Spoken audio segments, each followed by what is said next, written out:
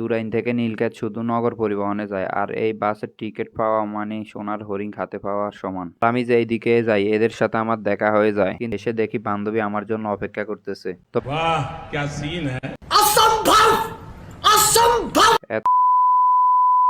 আসসালামু আলাইকুম রহমতুল্লাহ। আশা করি সবাই ভালো আছেন। আলহামদুলিল্লাহ আমিও ভালো আছি। তো আজকে সকাল সকাল বেরিয়ে পড়লাম একটা জাদুবিদ্যার বই কিনতে।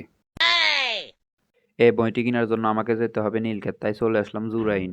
জুরাইন থেকে নীলক্ষেত শুধু নগর পরিবহনে যায়, আর এই বাসের টিকিট পাওয়া মানে সোনার হরিণ খাতে পাওয়ার সমান। কি বলছিস তুই? কিছুক্ষণ সিরিয়ালে দাঁড়িয়ে থাকার পর টিকিটটা পেলাম। তো এইদিকে আবার বাসও চলে আসলো।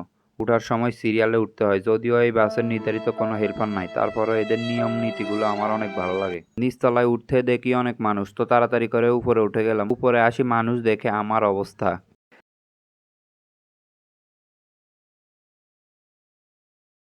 যাক, কি আর করার, সামনে সব জায়গায় ফিল আপ হয়ে গেছে, একটু পেছনে যাবো সেই সুযোগও আর নাই। যত কিছুই হোক টিকিট পাইছি, এটাই অনেক কিছু।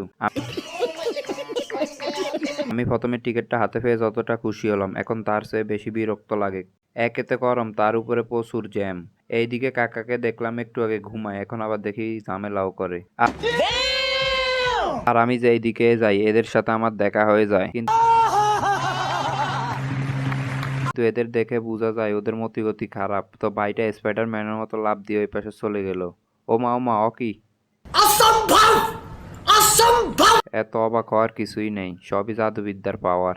ওদের জাদুবিদ্যা দেখতে দেখতে এদিকে আসি, দেখি রাস্তাটা বন্ধ করে দিছে।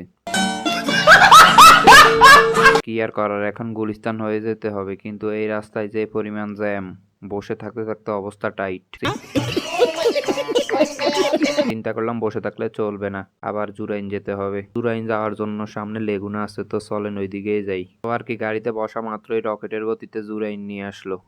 জুরাইন থেকে পোস্তগোলা যাচ্ছি, কারণ সেখান থেকে আমার এক বান্ধবী